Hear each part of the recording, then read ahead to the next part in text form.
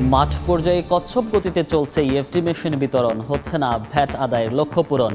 এনবিআরের সক্ষমতার ঘাটতি দেখছেন নতুন গভর্নর। খুচরায় 400 ছোঁয়ার পর অর্ধেক কমল কাঁচামরিচের দাম, স্থিতিশীল সবজির বাজার। বাড়তি চালের চড়া বাজারে এক মাসেও নেই স্বস্তির খবর। মাঙ্কি পক্সের সংক্রমণ ঠেকাতে শাহজালাল সহ 3টি আন্তর্জাতিক বিমানবন্দরে সতর্কতা জারি। সব স্থলবন্দরেও বাড়তি সতর্কতা, থার্মাল স্ক্যানার দিয়ে যাত্রীদের পরীক্ষা। এবং আবারও বেড়েছে রেমিটেন্স প্রবাহ। ইতালি থেকে চলতি সপ্তাহে বৈদেশিক মুদ্রা এসেছে দ্বিগুণেরও বেশি। সৌদি আরব থেকেও পাঠাচ্ছেন প্রবাসী বাংলাদেশিরা।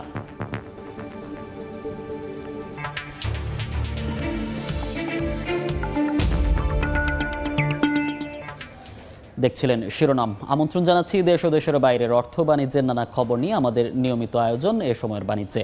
আপনাদের সঙ্গে আছি আমি মনির হোসাইন। ইএফটি মেশিন বসানোর ধীর গতিতে ভ্যাট আদায় ব্যবস্থাপনায় পিছিয়ে পড়ছে এনবিআর। অন্যদিকে যত্রতত্র মেশিন দেয়ায় নষ্ট হচ্ছে ব্যবসায়িক শৃঙ্খলাও। ব্যবসায়ীদের দাবি, খাত অনুযায়ী দিতে হবে ইএফটি মেশিন, না হলে অরাজকতার শিকার হবেন ভ্যাটদাতারা।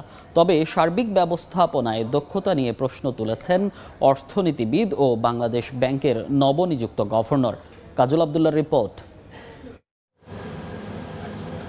স্বচ্ছতার সঙ্গে ভ্যাট আদায়ে ঢাকাসহ বিভাগীয় শহরে ব্যবসায়ীদের মাঝে ইলেকট্রনিক ফিসক্যাল ডিভাইস ইএফডি বিতরণ করছে এনবিআর, কিন্তু মাঠ পর্যায়ে এর বাস্তবায়ন হচ্ছে কচ্ছপ গতিতে।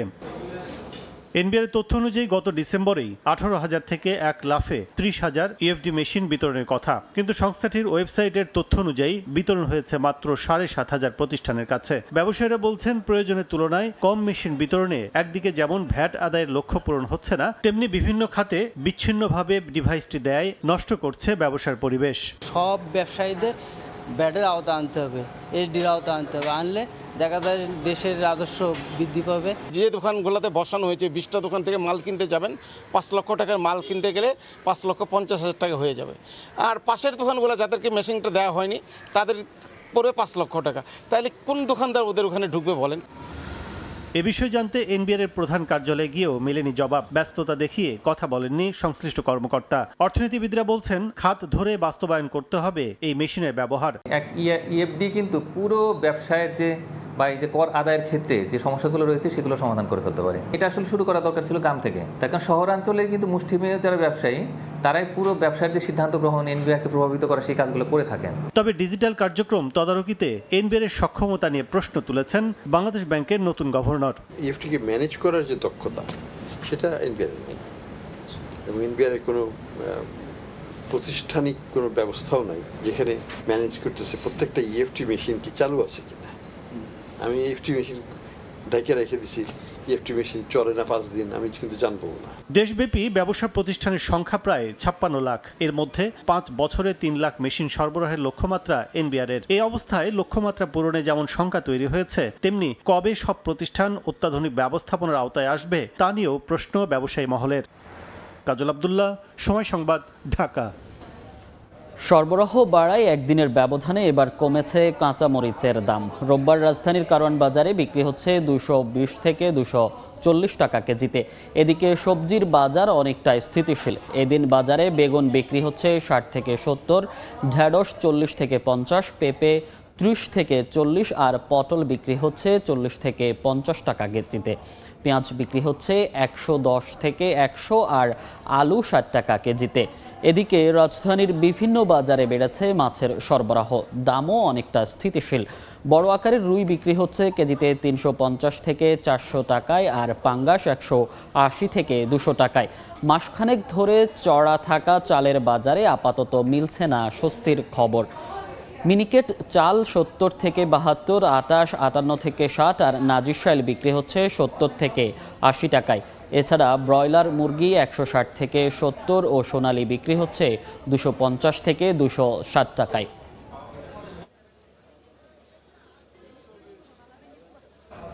নিত্যপণ্যের বাজারের সবশেষ পরিস্থিতি জানাতে এই মুহূর্তে কারওয়ান বাজারে আছেন সহকর্মী ফরহাদুর রহমান। সরাসরি যাচ্ছি তার কাছে। ফরহাদ, উঠানামার মাঝে আসলে রাজধানীর কাঁচা বাজারের পরিস্থিতি। গতকাল রাজধানীতে কাঁচা মরিচ বিক্রি হয়েছিল 300 থেকে 320 টাকা কিংবা তারও বেশি, তবে আজকে সেই মরিচের দাম একদিনে হঠাৎ করে 220 থেকে 240 টাকা হয়ে গেছে। অন্যান্য সবজির দামও একই রকম। আমরা যদি বলি যে গত কয়েকদিন যাবৎ সবজির বাজারে যে পরিস্থিতি বিরাজ করছিল, আজকেও সবজির বাজারে একই রকম পরিস্থিতি, অর্থাৎ উল্লেখযোগ্য কোনো পরিবর্তন আসেনি। শুধুমাত্র মরিচের কথায় যদি আমরা উল্লেখ করছিলাম যে মরিচের দাম প্রতিদিনই উঠানামা করছে। গতকালকে যে মরিচ বিক্রি হয়েছিল ভারতীয় মরিচ, সেই মরিচ বিক্রি হয়েছিল 320 থেকে 340-50 টাকা বিক্রি হয়েছিল। আজকে সেই মরিচ বিক্রি হচ্ছে 220 থেকে 240 টাকা। এবং আমরা বিক্রেতাদের সাথে কথা বলছিলাম, তারা যেটা বলছিলেন মরিচের এই হঠাৎ ওঠানামার মূল কারণটি হচ্ছে ভারতীয় মরিচের সরবরাহ। যেদিন মরিচের সরবরাহ বাজারে বেশি থাকে সেদিন স্বয়ংক্রিয়ভাবেই আসলে তারা কম দামে কিনতে পারে এবং কম দামে বিক্রি করতে পারেন। তবে ক্রেতারা কিন্তু মরিচ নিয়ে বেশ বিস্তর অভিযোগ করছেন, কারণ 320 টাকা থেকে কিংবা 200 টাকায় হোক না কেন প্রতি এই সবগুলো দামই কিন্তু তাদের জন্য অতিরিক্ত মনে হচ্ছে। আমরা অন্যান্য সবজির কথা যদি বলি, অন্যান্য সবজির মাঝে আমরা যেটা দেখতে পাচ্ছি বেগুনের কথা এবং হচ্ছে পেঁপের কথা, এইগুলো কিন্তু গত 3-4 দিন যাবৎ একই দামে বিক্রি হচ্ছে। বাজারে ক্রেতাদের উপস্থিতি দেখছি, আমরা ক্রেতাদের সাথে কথা বলছিলাম, তারা আসলে বলছেন যেটি সরকার পতনের পর যে আভাস পাওয়া গিয়েছিল নিত্যপণ্যের দামে কমতির হাওয়া লাগতে পারে, কিছুটা কমলেও এখনো সেই চড়া দামে বিক্রি হচ্ছে। আজকের বাজারে আমরা যদি বলি বেগুন বিক্রি হচ্ছে 60 থেকে 70 টাকা কেজিতে, করলাও একইভাবে 60 থেকে 70 টাকা কেজিতে বিক্রি হচ্ছে, পটলের কেজি 40 থেকে 50 টাকা।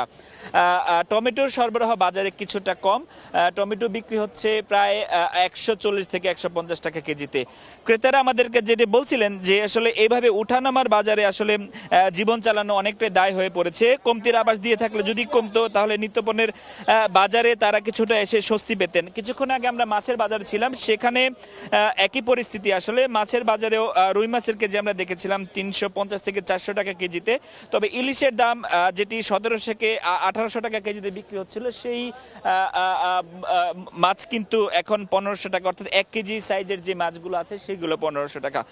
ভোক্তারা বারবারই আসলে যেটি বলছেন, আসলে বাজারের নিত্যপণ্যের দাম যখন কমবে তারা স্বস্তিতে জীবনযাপন করতে পারবেন। একই সাথে ক্রেতারা যেটি বলছেন, বাজারে যদি বিক্রেতারা বলছেন ক্রেতার উপস্থিতি যদি বেশি থাকে তাহলে তারা বিক্রি করেও আসলে স্বস্তিটা পান, তাদের লাভের পরিমাণে বেশি। তবে একটি কথা উল্লেখযোগ্যভাবে বলা চলে, কেননা বাজারে আমরা যেটি দেখতে পাচ্ছি সব ধরনের সবজির সরবরাহ কিন্তু ঠিক রয়েছে। ঢাকার বাইরে থেকে যেসব সবজি রাতে ঢাকায় ঢুকছে সেগুলোতে এখন চাঁদাবাজির পরিমাণ কিছুটা কম, কোথাও কোথাও কোনো ধরনের চাঁদাবাজি হচ্ছে না।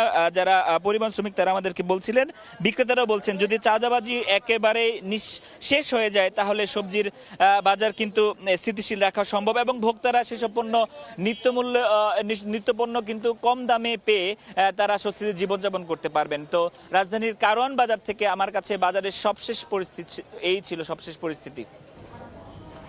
নিত্যপণ্যের বাজার পরিস্থিতি জানাতে সরাসরি যুক্ত ছিলাম রাজধানীর কারওয়ান বাজার থেকে। দৌরাত্ম্য ও ক্ষমতা কুক্ষিগত করে রাখার অভিযোগে চট্টগ্রাম চেম্বার অব কমার্সের সামনে অবস্থান নিয়েছেন সাধারণ ব্যবসায়ীরা। এই মুহূর্তে সেখানে আছেন রিপোর্টার ফেরদৌস লিপি। বিস্তারিত জানতে সরাসরি যাচ্ছি তার কাছে। অভিযোগ নিয়ে বিশেষ করে চট্টগ্রাম চেম্বারের যে পরিচালনা পর্ষদ সেটা সঠিকভাবে নির্বাচিত না করার অভিযোগ এনে কিন্তু এখানে চট্টগ্রাম যে ব্যবসায়ীরা আছেন অর্থাৎ সাধারণ ব্যবসায়ীরা তারা কিন্তু মানববন্ধন করছেন এবং ব্যবসায়ীদের সাথে কথা বলে যতটুকু আমরা জেনেছি সেটা হচ্ছে যে আসলে চট্টগ্রাম চেম্বার কিন্তু শত বর্ষের একটি ঐতিহ্যবাহী ব্যবসায়ীদের সংগঠন এবং যেহেতু চট্টগ্রাম বন্দর বিভিন্ন ধরনের গার্মেন্টস এবং কাস্টমস সহ আসলে যেহেতু বাণিজ্যিক রাজধানী সে কারণে কিন্তু চট্টগ্রাম চেম্বারের একটা সারা দেশের মধ্যে একটি গুরুত্ব রয়েছে এবং সেখানে এই চেম্বারটাকে কিন্তু তাদের দাবি হচ্ছে যে কয়েকজন ব্যবসায়ী বিশেষ করে পরিবার তারা কিন্তু কুক্ষিগত করে রেখেছেন এবং যেই কমিটি অর্থাৎ পরিচালনা পর্ষদ সেখানেও দেখা গেছে কোনো ধরনের স্বচ্ছতার মধ্য দিয়ে কিন্তু নির্বাচন অনুষ্ঠান হয়নি এবং সে কারণে আসলে চট্টগ্রামে ব্যবসা বাণিজ্য যেমন উন্নত করার কথা ছিল সে উন্নতি যেমন করেন এই পাশাপাশি পাশাপাশি চট্টগ্রামের কিন্তু যেই ব্যবসার ক্ষেত্রে এগিয়ে যাওয়ার কথা সেই এগিয়ে যাওয়ার ধারাও কিন্তু তারা অব্যাহত রাখতে পারেনি। সেই সব দাবি তুলে কিন্তু আজকে তারা বলছেন যে চট্টগ্রাম চেম্বার অফ কমার্সের যারা সত্যিকারের ব্যবসায়ী প্রতিনিধি তাদেরকে নিয়ে স্বচ্ছভাবে একটা নির্বাচন করে চেম্বার অফ কমার্সের যে কমিটি পরিচালনা পর্ষদ সেটা দিতে হবে। এর বাইরেও এই যে দীর্ঘদিন ধরে একটি গোষ্ঠী সিন্ডিকেটভাবে তারা দাবি করছেন যে চট্টগ্রাম চেম্বার পরিচালনা করে আসে তাদের যে দুর্নীতি এবং নানা ধরনের অনিয়ম সেগুলো আসলে প্রকাশ করে যথাযথ শাস্তির ব্যবস্থা করা হবে। আমরা দেখেছি যে এই মানববন্ধনে কিন্তু ব্যবসায়ী যারা আছেন তারা অংশগ্রহণ করেছেন। এর বাইরে বিভিন্ন সময় চট্টগ্রাম চেম্বারে যারা কর্মকর্তা কর্মচারীরা আছেন তারা বলছেন যে তাদেরকে কিন্তু অন্যায়ভাবে চাকরিচ্যুত করা হয়েছে এবং সেই চাকরিচ্যুত কর্মচারীরাও কিন্তু এক পাশে তারা মানববন্ধন করছেন এবং তারাও বলছেন যে তাদের চাকরি পুনর্বহাল করতে হবে। এবং এখানে আমরা দেখেছি যে যেসব ব্যবসায়ীরা অংশগ্রহণ করছেন তারা বলছেন যে ভোটবিহীন যে অবৈধ কমিটি হয়েছে সেই কমিটির সবাই যেন অবিলম্বে পদত্যাগ করে এবং অন্তর্বর্তী যে সরকার তাকে কিন্তু এই চট্টগ্রাম চেম্বার অফ কমার্সে একটি প্রশাসন নিয়োগ করে স্বচ্ছ যারা সত্যিকারের ব্যবসায়ী তাদেরকে দিয়ে একটা পরিচালনা পর্ষদ কিন্তু গঠন করে সুষ্ঠুভাবে যেন এই ঐতিহ্যবাহী প্রতিষ্ঠানটি কিন্তু পরিচালনা হয় সে দাবি কিন্তু ব্যবসায়ীদের পক্ষ থেকে করা হচ্ছে। এবং তারা এই যে ওয়ার্ল্ড ট্রেড সেন্টার যেখানে চট্টগ্রাম চেম্বার অফ কমার্সের কার্যালয় সেখানে অবস্থান নিয়েছেন সকাল 10:30টার পর থেকে। তারপরে তারা বলছেন যে তারা উপরে যাবেন এবং সেখানে অবস্থান নেবেন এবং বর্তমান যে অন্তর্বর্তী সরকার সেখানে তারা দাবি করছেন এই যে শতবর্ষ ঐতিহ্যবাহী যে চেম্বার অফ কমার্স সেই চেম্বার অফ কমার্সকে যেন সুষ্ঠুভাবে পরিচালনা করতে পারে সেজন্য কিন্তু অবিলম্বে যারা ব্যবসায়ী আছেন বিশেষ করে বিভিন্ন যে সেক্টরে প্রতিষ্ঠিত ব্যবসায়ী সেই ব্যবসায়ীদের একটা তালিকা তৈরি করে একটি স্বচ্ছ নির্বাচনের মধ্য দিয়ে যে পরিচালনা পর্ষদ সেই পরিচালনা পর্ষদ গঠন করে একটা কমিটি স্বচ্ছ কমিটি দেওয়ার দাবি কিন্তু এখানে যারা ব্যবসায়ী সমাজ মানববন্ধন করছেন তারা করছেন। তো এই ছিল আমার কাছে এখনো পর্যন্ত এখান থেকে সর্বশেষ। সরাসরি যুক্ত ছিলাম চট্টগ্রাম থেকে। ইতালি থেকে বেড়েছে রেমিটেন্স প্রবাহ। গেল বছর সর্বোচ্চ 1166 মিলিয়ন ইউরো পাঠালেও এবার সেই রেকর্ড ভাঙতে চলেছে। গেল সপ্তাহের তুলনায় চলতি সপ্তাহে রেমিটেন্স পাঠানোর হার দ্বিগুণেরও বেশি। ইতালি থেকে হাসান মাহমুদের রিপোর্ট। গণঅভ্যুত্থানে সাড়া দিয়েই সরকার পতনের আগে রেমিটেন্স না পাঠানোর আহ্বানে অনেক প্রবাসী দেশে টাকা পাঠানো থেকে বিরত থাকে। তবে শেখ হাসিনা সরকারের পতনের পর ইতালি থেকে স্বাভাবিকের তুলনায় অনেক বেশি পরিমাণে রেমিটেন্স যাচ্ছে বাংলাদেশে। মানি এক্সচেঞ্জগুলোর কর্মকর্তারা বলছেন চলতি সপ্তাহে আগের সপ্তাহের তুলনায় দ্বিগুণেরও বেশি রেমিটেন্স পাঠিয়েছে ইতালি প্রবাসী বাংলাদেশিরা। প্রবাসী ব্যবসায়ীরা বলছেন এই রেমিটেন্স পাঠানোর প্রবাহ আগামীতে আরও বাড়বে। দেশের অর্থনীতিকে সচল রাখতে প্রবাসীদের ভূমিকার কথাও স্মরণ করিয়ে দেন তারা। রেমিটেন্সের প্রবাহ গত সপ্তাহের থেকে এই সপ্তাহে প্রায় দ্বিগুণের মতো বৃদ্ধি পেয়েছে এবং এই ধারাবাহিকতা অব্যাহত থাকবে আশা করতেছি আমরা। বাংলাদেশের পরিস্থিতি অনেক ভালো হওয়াতে রেমিটেন্স বাড়ছে এবং আরও বাড়বে ইনশাআল্লাহ। বছরের প্রথম 3 মাসে 29 কোটি 13 লাখেরও বেশি রেমিটেন্স পাঠানো হয়েছে বাংলাদেশে। ইতালিতে প্রতিষ্ঠিত বেসরকারি প্রতিষ্ঠান ন্যাশনাল এক্সচেঞ্জ কোম্পানি গেল সপ্তাহের তুলনায় বেশি রেমিটেন্স পাঠিয়েছে। আগের সপ্তাহে যেখানে 1 কোটি 77 লাখ রেমিটেন্স পাঠানো হয় চলতি সপ্তাহে সেখানে 3 কোটি 59 লাখ রেমিটেন্স পাঠিয়েছে তারা। বাংলাদেশে রাজনৈতিক ডামাডোল না থাকলে আগের সকল রেকর্ড ভেঙেই চলতি বছর ইতালি থেকে রেমিটেন্স পাঠানোর নতুন রেকর্ড গড়বে বাংলাদেশিরা, এমনটাই মনে করছেন কেউ কেউ। ইতালির রোম থেকে হাসান মাহমুদ, সময় সংবাদ। কিছুদিন আগে বৈধ পথে রেমিটেন্স পাঠানোর হার কমে যায়। তবে ডক্টর মোহাম্মদ ইউনূসের নেতৃত্বে অন্তর্বর্তীকালীন সরকার দায়িত্ব নেয়ার পর এখন সৌদি আরব থেকে রেমিটেন্স পাঠাচ্ছেন প্রবাসী বাংলাদেশিরা। প্রবাসীরা মনে করেন দেশের অর্থনৈতিক সংকট কাটাতে তাদের পাঠানো রেমিটেন্স গুরুত্বপূর্ণ ভূমিকা রাখবে। রিয়াদ থেকে আরিফুর রহমানের প্রতিবেদন। সৌদি আরবের বাংলাদেশি অধ্যুষিত বাথা ও হাইয়াল উজারা বা হারা এলাকায় বিপুল সংখ্যক প্রবাসী বাংলাদেশি বসবাস করেন। প্রবাসীদের কেন্দ্র করে বৈধ পথে রেমিটেন্স পাঠানোর জন্য সৌদি আরবের বিভিন্ন ব্যাংকের শাখা উপশাখাগুলো এই দুটি স্থানেই সবচেয়ে বেশি। বাংলাদেশি অধ্যুষিত হওয়ায় সৌদি আরবের বিভিন্ন স্থান থেকে বেশিরভাগ বাংলাদেশি দূর দূরান্ত থেকে এখানে এসে দেশে থাকা স্বজনদের কাছে টাকা পাঠান। প্রবাসীরা মনে করেন দেশের চলমান পরিস্থিতি যত দ্রুত স্বাভাবিক হবে দেশে থাকা স্বজনদের জন্য তারা ততই শঙ্কামুক্ত থাকবেন। বাংলাদেশের তরুণ সমাজ দুর্নীতিমুক্ত সমাজ গঠনের যে অঙ্গীকার করেছে তা বাস্তবায়ন করতে এবং দেশের অর্থনীতিকে সমৃদ্ধ করতে নতুন ডক্টর মোহাম্মদ ইউনূসের নেতৃত্বে অন্তর্বর্তীকালীন সরকারের উপর ভরসা করছেন প্রবাসীরা। দেশের সমৃদ্ধি, দেশের উন্নতি, দেশের অর্থনৈতিক চাকা সচল রাখতে আমরা রেমিটেন্সের মাধ্যমে গুরুত্বপূর্ণ ভূমিকা রাখার চেষ্টা করতেছি। আমরা প্রত্যেকটা প্রবাসী আমরা সবাইকে উৎসাহিত করবো যেন সবাই ব্যাংকের মাধ্যমে বাংলাদেশে রেমিটেন্স পাঠায় এবং দেশের উন্নয়নে সার্বিক ভূমিকা রাখে। আমরা প্রবাস থেকে ব্যাংকের মাধ্যমে টাকা পাঠাবো এবং যারা আছে তাদেরকে বলবো ব্যাংকের মাধ্যমে টাকা পাঠানোর জন্য। বিশ্বব্যাংকের তথ্য অনুযায়ী প্রবাসী আয়ে বাংলাদেশের অবস্থান সপ্তম। এর একটি বড় অংশ আসে মধ্যপ্রাচ্যের দেশ সৌদি আরব থেকে। আরিফুর রহমান, সময় সংবাদ, সৌদি আরব। মাঙ্কিপক্সের সংক্রমণ ঠেকাতে শাহজালাল সহ দেশের 3টি আন্তর্জাতিক বিমানবন্দরে বাড়তি সতর্কতা জারি করেছে কর্তৃপক্ষ। বিশ্ব স্বাস্থ্য সংস্থার এমপক্স নিয়ে বৈশ্বিক জনস্বাস্থ্য সতর্কতার প্রেক্ষিতে শুক্রবার হজরত শাহজালাল আন্তর্জাতিক বিমানবন্দরে ক্যাব, বিমানবন্দর কর্তৃপক্ষ, এয়ারলাইন্স, রোগ নিয়ন্ত্রণ কেন্দ্র এবং বিমানবন্দর স্বাস্থ্য বিভাগের সহযোগিতায় একটি বৈঠক অনুষ্ঠিত হয়। বৈঠকের সিদ্ধান্ত অনুসারে যাত্রীদের ঢোকার প্রতিটি চ্যানেলে সার্বক্ষণিক থাকবেন চিকিৎসক দল। শাহজালাল বিমানবন্দরে আগত যাত্রীদের তাপমাত্রা থার্মাল স্ক্যানার আর্চওয়ে দিয়ে স্ক্রিন করা হচ্ছে। কোনো যাত্রীর লক্ষণ পেলে কুর্মিটোলা জেনারেল হাসপাতাল, সংক্রামক রোগ হাসপাতাল এবং কুয়েত মৈত্রী হাসপাতালে অ্যাম্বুলেন্সের মাধ্যমে পাঠানো হবে বলেও জানানো হয়েছে। এছাড়া আগমনের 21 দিনের মধ্যে এমপক্সের লক্ষণ দেখা দিলে 10655 নম্বরে কল করতে অনুরোধও করা হয়েছে।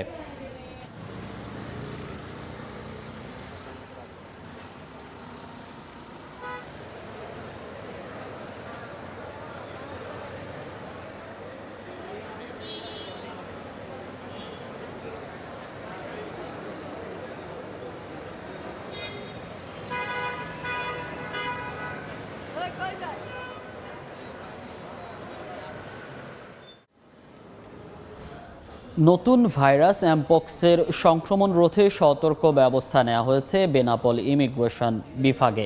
ভারত থেকে আসা যাত্রীদের স্বাস্থ্য পরীক্ষার পর দেয়া হচ্ছে দেশে ঢোকার অনুমতি। পাশাপাশি এমপক্স নিয়ে সচেতনতা বাড়াতে বিতরণ করা হচ্ছে বিভিন্ন নির্দেশনা সম্বলিত লিফলেট। করোনার প্রাদুর্ভাব কাটতে না কাটতেই এবার নতুন ভাইরাস মাঙ্কিপক্স ভাবিয়ে তুলেছে বিশ্বকে। আফ্রিকার দেশ কঙ্গোয় প্রথম শনাক্ত হওয়ার পর থেকে এই ভাইরাস ছড়িয়ে পড়েছে মধ্য ও পূর্বাঞ্চলীয় কয়েকটি দেশেও। দেশে যাতে এই ভাইরাস ছড়িয়ে না পড়ে এজন্য বেনাপোল স্থলবন্দরের ইমিগ্রেশনে নেওয়া হয়েছে বিশেষ সতর্কতা। ভারত থেকে আসা পাসপোর্টধারী যাত্রীদের শরীরে কোনো উপসর্গ আছে কিনা ইমিগ্রেশন স্বাস্থ্য বিভাগ পরীক্ষা নিরীক্ষা করছেন। তবে এখন পর্যন্ত ভাইরাসটিতে আক্রান্ত পাওয়া যায়নি বলে জানিয়েছেন স্বাস্থ্যকর্মীরা। এটাতে আমরা ভয় না পেয়ে যদি আমরা সচেতন হই তো সেটা আরো বেশি বেটার হয়। নতুন ভাইরাসটা আসছে, এইটা আছে কিনা এইটা আমাকে সঠিকভাবে পর্যবেক্ষণ করলো এবং তারপর আমাকে ইমিগ্রেশন কর্তৃপক্ষ রিলিজ দিল। থার্মাল স্ক্যানারের মাধ্যমে তাদের তাপমাত্রা পরীক্ষা করা এবং অন্যান্য যে উপসর্গগুলো আছে সেগুলো দেখার চেষ্টা করছি।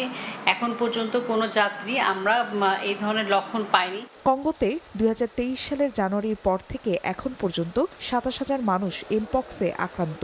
এর মধ্যে মারা গেছেন 1,100 জনের বেশি। আক্রান্ত ও মারা যাওয়া ব্যক্তিদের বড় অংশই শিশু। সময় সংবাদ, বেনাপোল। চাকরি স্থায়ী করার দাবি জানিয়েছেন সরকারি, আধা সরকারি ও স্বায়ত্তশাসিত প্রতিষ্ঠানগুলোতে কর্মরত আউটসোর্সিং কর্মীরা। এ নিয়ে গতকাল শনিবার তারা প্রধান উপদেষ্টার কাছে স্মারকলিপিও দিয়েছেন। এর আগে সকালে রাজধানীর শাহবাগ মোড় অবরোধ করে বিক্ষোভ করেন তারা।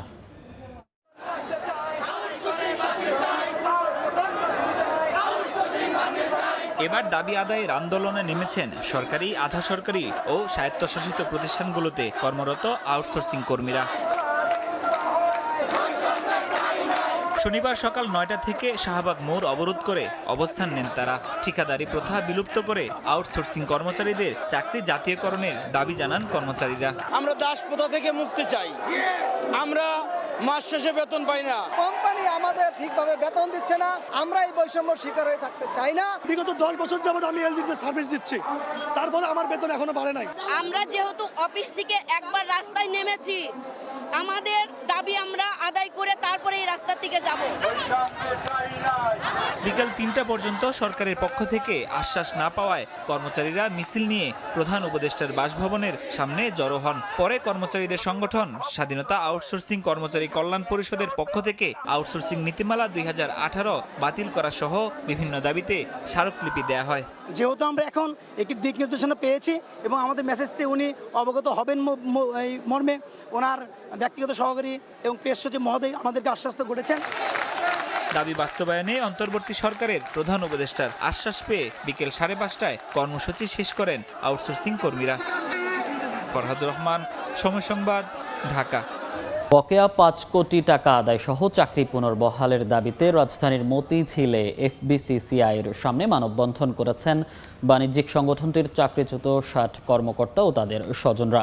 এ সময় তারা আগামী 72 ঘন্টার আলটিমেটাম দিয়ে এফবিসিসিআই অফিসে স্মারকলিপি দেন। মামলা চলমান থাকায় আইনগত দিক বিবেচনা করে দাবি পূরণের আশ্বাস দিয়েছে এফবিসিসিআইয়ের বর্তমান পরিষদ। Federation of Bangladesh chamber of commerce and industry FBCCI দেশের শীর্ষ বাণিজ্যিক সংগঠন। শিল্পায়ন, কর্মসংস্থান, উদ্যোক্তা উন্নয়ন সহ দেশের সার্বিক ব্যবসা বাণিজ্যের উন্নয়নে গুরুত্বপূর্ণ ভূমিকা পালন করে সংগঠনটি।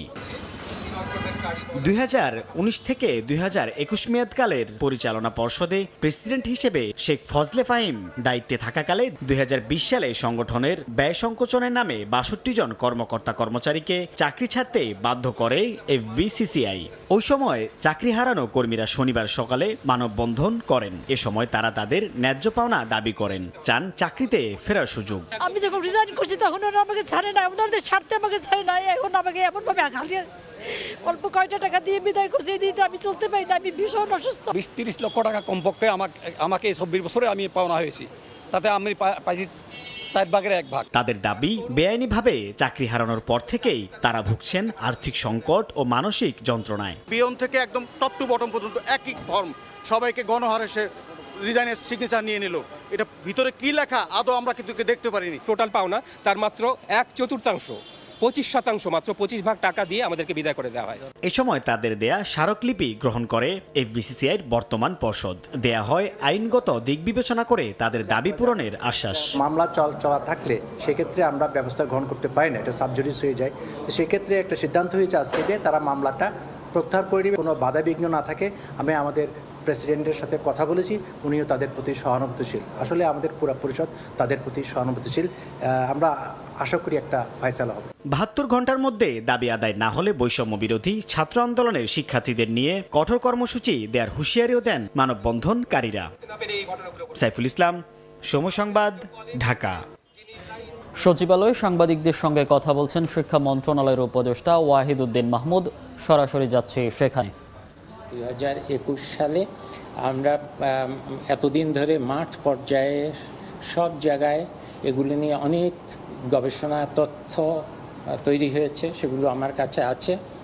এর মধ্যে শিক্ষা কার্যক্রম, পাঠ্যক্রম তো উন্নত করতেই হবে, সময় বদলাচ্ছে, কিন্তু যেটা তৈরি করা হয়েছে এটা বাস্তবায়ন করা খুবই কঠিন বর্তমান পর্যায়ে আমাদের যে শিক্ষক আছে তা দিয়ে, এবং এটা যে আমাদের দেশের জন্য সর্বক্ষেত্রে উপযোগী তাও আমরা মনে করছি না। কাজেই আমরা এই শিক্ষাক্রমকে খুব সম্ভবত নতুন শিক্ষাক্রমকে আমরা খুব সম্ভব আর এটা কার্যকর করা সম্ভব বলে আমি দেখছি না, কারণ এটা তো আসলে বাস্তবায়ন খুব ভালো হচ্ছেও না, বিশেষ করে পরীক্ষা মূল্যায়ন পদ্ধতিতে। কিন্তু যাই আমরা করি না কেন, হয়তো অন্তত এই সাময়িক সময় আমরা আগের যে শিক্ষাক্রম সেখানে ফিরে যাওয়ার চেষ্টা করব, কিন্তু এমনভাবে করব যারা ইতিমধ্যে ঢুকে গেছে, যেমন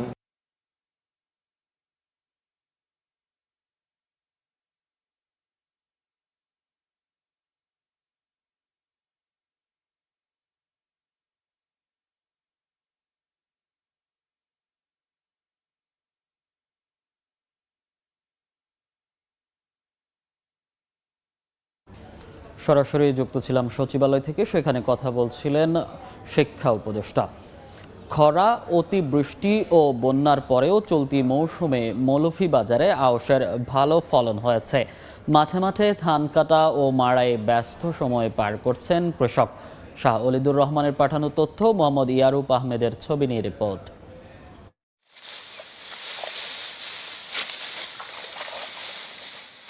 মাঠে মাঠে পাকা ধান, সোনালী ফসল কাটা ও মাড়াইয়ে ব্যস্ত কৃষক।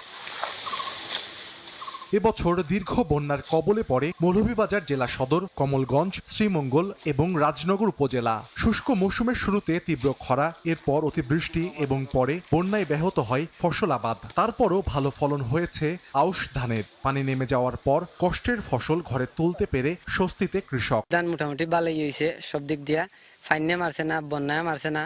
আমি দেখা দেখি আর কি কৃষি অফিস থেকে আনছিলাম বীজ, না আমিও 3 কেয়ার দেখা করছি। কৃষকরা ধান কাটা শুরু করছে, আর এখন প্রায় 20% ধান কাটা হয়েছে এবং কৃষকরা ধানের ফলন হয়ে খুব খুশি। কৃষি বিভাগ বলছে চলতি মৌসুমে উন্নত জাতের ধান চাষ করায় ফলন অন্য বছরের তুলনায় ভালো হয়েছে। প্রতি হেক্টরে উৎপাদন মিলেছে 2.7 মেট্রিক টন। এইসব এলাকায় ধান 98, 48 জাতের ধান বেশি উৎপাদিত হয়েছে। এইসব আবাদ দিন দিন বৃদ্ধি পাচ্ছে। আশা করছি এবার একটি বাম্পার ফলন আশা করছি। কৃষি বিভাগের তথ্য মতে চলতি মৌসুমে জেলায় 66,000 হেক্টর জমিতে আউশ মৌসুমের ধান আবাদ হয়েছে। সময় সংবাদ, মৌলভীবাজার। প্রায় 43 কোটি টাকা নির্মাণ ব্যয় হলেও আদায় হয়েছে প্রায় 215 কোটি টাকা রাজস্ব। এরপরও বন্ধ হচ্ছিল না ময়মনসিংহ নগরের ব্রহ্মপুত্র নদের উপর নির্মিত বাংলাদেশ চীন মৈত্রী সেতুর টোল আদায়। 32 বছর পর এবার শিক্ষার্থীদের দাবির প্রেক্ষিতে সাময়িক বন্ধ হলো টোল আদায়। এতে কমেছে টোল প্লাজায় চিরচেনা যানজট। তবে স্থায়ীভাবে বন্ধের প্রক্রিয়া চলছে বলে জানিয়েছে সড়ক বিভাগ। হোসেন আলীর ছবিতে ওবায়দুল হকের রিপোর্ট। ময়মনসিংহের ব্রহ্মপুত্র নদের উপর 1992 সালের 1 জানুয়ারি চালু হয় বাংলাদেশ চীন মৈত্রী সেতু। স্থানীয়দের কাছে শম্ভুগঞ্জ সেতু নামে পরিচিত এই সেতুটি দিয়ে প্রতিদিন শেরপুর, নেত্রকোনা, কিশোরগঞ্জ, চট্টগ্রাম ও সিলেট অঞ্চলের মানুষ চলাচল করে। সেতুটি নির্মাণের 32 বছর পার হয়েছে। 450 মিটার দৈর্ঘ্যের সেতুটি চালুর দিন থেকেই টোল আদায় শুরু করে সড়ক ও জনপথ বিভাগ। কর্তৃপক্ষের তথ্য মতে প্রায় 43 কোটি টাকা ব্যয়ে নির্মিত সেতুটি থেকে এরই মধ্যে নির্মাণ ব্যয়ের কয়েক গুণ টাকা তোলা হয়েছে। স্থানীয়রা দীর্ঘদিন ধরে টোল আদায় বন্ধের দাবি জানিয়ে আসলেও আমলে নেয়নি কেউ। তবে সম্প্রতি শিক্ষার্থীদের দাবির প্রেক্ষিতে বন্ধ করে দেয়া হয় টোল আদায়। সারাদিনের টাকা যাইতো 1 থেকে 150 টাকা, আমরা যাইতো, আমরা গরিব মানুষ, মানে একটিও দেন লাগে না। রোডে কোনো খরচ না, আগে চাঁদাবাজি ছিল। 10 টাকার লাগে তো অনেকক্ষণ জাম খাওয়া তখন লাগে, অনেকজন জামজট নাই টুলের লাগে। এদিকে টোল আদায়ের নামে কেউ যাতে চাঁদাবাজি করতে না পারে সেজন্য সকাল থেকে রাত পর্যন্ত অবস্থান করছেন শিক্ষার্থীরা। ছাত্র জনতার পক্ষ থেকে এখানে আমরা কাজ করতেছি সকাল থেকে রাত 9টা পর্যন্ত, 8টা পর্যন্ত আর কি। একটা ব্রিজের জন্য সেই বহুকাল থেকে, আমার জন্মের পর থেকে আমি দেখতেছি এই জায়গায় টোল আদায় হইতেছে। এলাকাবাসী, সম্পূর্ণ এলাকাবাসীর দাবি ছিল অনেক দিনের যে এটা বন্ধ করা। সেনাবাহিনী জানায় জেলা প্রশাসন ও সড়ক ও জনপথ বিভাগের সঙ্গে কথা বলে সেতুর টোল আদায় বন্ধ রাখার জন্য সাময়িক ব্যবস্থা করা হয়েছে, আর স্থায়ী ব্যবস্থার প্রক্রিয়া চলছে বলে জানিয়েছে সড়ক বিভাগ। ছাত্রদের দাবি এবং আমাদের আইনশৃঙ্খলা পরিস্থিতি স্বাভাবিক রাখার স্বার্থে আমরা সাময়িকভাবে বন্ধ রাখা হয়েছে এবং এটার পরবর্তী যে স্থায়ী ব্যবস্থা গ্রহণের জন্য আমরা ইতিমধ্যে এটা রিপোর্ট আকারে আমাদের ঊর্ধ্বতন কর্তৃপক্ষ বরাবর সড়ক ভবনে পাঠিয়েছি। এটা যদিও মন্ত্রণালয়ের হাতে, ডিসি অলরেডি এফেক্টিভ অ্যাকশন নিয়েছে। এটা রোডস অ্যান্ড হাইওয়েজকে বলে আমার মনে হয় এটা অলরেডি বন্ধ করা আছে, চিঠি দিয়ে বন্ধ করা আছে। সেতুটির উপর দিয়ে বর্তমানে প্রতিদিন গড়ে 30 থেকে 35 হাজার ছোট বড় যানবাহন চলাচল করে। সড়ক বিভাগের তথ্য মতে টোল ইজারা দিয়ে এই পর্যন্ত প্রায় 215 কোটি টাকা রাজস্ব আয় হয়েছে। এখানকার মানুষের দীর্ঘদিনের দাবি সাময়িকভাবে নয়, স্থায়ীভাবে যেন বন্ধ করা হয় টোল আদায়। ওবায়দুল হক, সময় সংবাদ, ময়মনসিংহ। দেখছেন এ সময়ের বাণিজ্য। চলতি সপ্তাহে বাণিজ্যিক ব্যাংকগুলো থেকে ৩ লাখ টাকা পর্যন্ত নগদ উত্তোলন করতে পারবেন গ্রাহকরা। বাংলাদেশ ব্যাংক শনিবার ব্যাংকগুলোর ব্যবস্থাপনা পরিচালকদের এক জরুরি বার্তায় এই নির্দেশনা দিয়েছে বলে নিশ্চিত করেছেন ব্যাংকের শাখা ব্যবস্থাপকরা। নির্দেশনায় বলা হয়, নিরাপত্তার কারণে শাখায় টাকা স্থানান্তর করতে সমস্যা হচ্ছে। এজন্য এক হিসাব থেকে ৩ লাখ টাকার বেশি উত্তোলন করা যাবে না। চেকের মাধ্যমে লেনদেন তদারকি জোরদার করতে হবে এবং সন্দেহজনক লেনদেন বন্ধ করতে হবে। তবে নগদ টাকা উত্তোলনে সীমা থাকলেও গ্রাহকেরা যে কোনো পরিমাণ টাকা স্থানান্তর ও ডিজিটাল লেনদেন করতে পারবেন। আওয়ামী লীগ সরকার পতনের পর নিরাপত্তাজনিত কারণে 2 সপ্তাহ ধরে ব্যাংক থেকে টাকা উত্তোলনের ক্ষেত্রে সীমা বেঁধে দেয় কেন্দ্রীয় ব্যাংক। গত সপ্তাহে সর্বোচ্চ 2 লাখ এবং এর আগের সপ্তাহে সর্বোচ্চ 1 লাখ টাকা উত্তোলন করার সুযোগ দেওয়া হয়েছিল।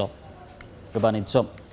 ব্রাজিলে কার্যক্রম বন্ধের ঘোষণা দিয়েছে জনপ্রিয় সামাজিক যোগাযোগ মাধ্যম এক্স। ভুয়া তথ্য মোকাবেলায় সামাজিক যোগাযোগ মাধ্যমটির অধিকার ও দায়িত্ব নিয়ে ব্রাজিলের অন্যতম শীর্ষ বিচারকের সঙ্গে আইনি লড়াইয়ের পর এ সিদ্ধান্ত জানালো এক্স কর্তৃপক্ষ। শনিবার এক্স কর্তৃপক্ষ জানায়, ব্রাজিলে কার্যক্রম বন্ধের সিদ্ধান্ত অবিলম্বে কার্যকর করা হবে। চলতি বছরের শুরুতে বেশ কিছু অ্যাকাউন্ট বন্ধ করে দিতে এক্সকে নির্দেশ দেন বিচারক আলেকজান্দ্রে। অভিযোগ ছিল, এসব অ্যাকাউন্ট থেকে মিথ্যা সংবাদ ও ঘৃণামূলক বার্তা ছড়ানো হচ্ছিল। এর মধ্যে কিছু অ্যাকাউন্ট ব্রাজিলের সাবেক উগ্র ডানপন্থী প্রেসিডেন্ট জেল বলসোনারোর সমর্থকদের ছিল।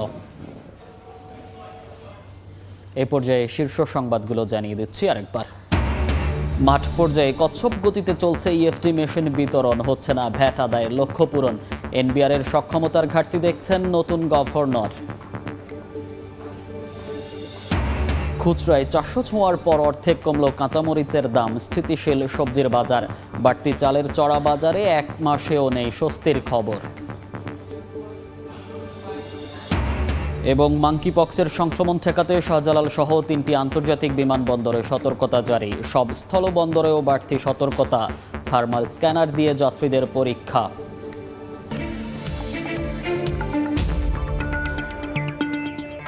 এই ছিল এ সময়ের বাণিজ্যে। সঙ্গেই থাকুন সময়ের।